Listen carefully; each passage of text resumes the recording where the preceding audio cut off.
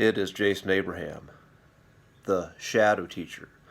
And when building a house, if you are building a house on a flimsy, weak foundation, it doesn't matter how expensive, how fine the building materials you use to build the house, it will always fall down and crumble.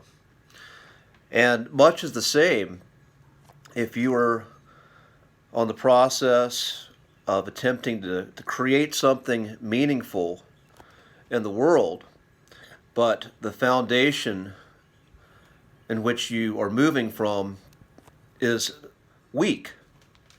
And this could be beliefs, behaviors we've taken from early childhood, behaviors that we've taken from parents, from education, from teachers, from religion, and either taking on a formula that worked for someone else or taking on beliefs that are just a distortion of what the principle of the belief is, or what we're perceiving it to be. When we take that on, we build this flimsy foundation of belief systems that produce consistent failure. And you know this as when you attempt to create something, but you end up getting the same result, and the result is always falling short of the creation, and the pattern is similar. Now, again, failure is okay, because if you are in a co-creative process, you are going to experience failure and setback along the way. What I speak of is this repeated pattern that is identical, just changing maybe some different circumstances here and there. And what I've found is we have choices there. This is sort of the moment in the Matrix when we feel pain and frustration. This is like Neo getting offered the choice of a red pill or a blue pill. Now, the blue pill looks like distracting ourselves, entertaining ourselves with something that's going to feel good temporarily, but never addressing the root cause, and then rinsing, and repeating the same cycle.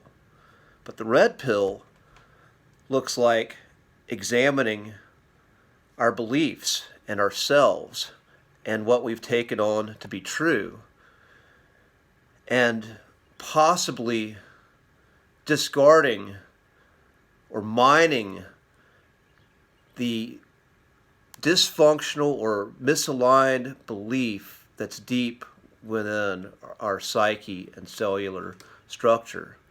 And this can be a painful, uncomfortable process.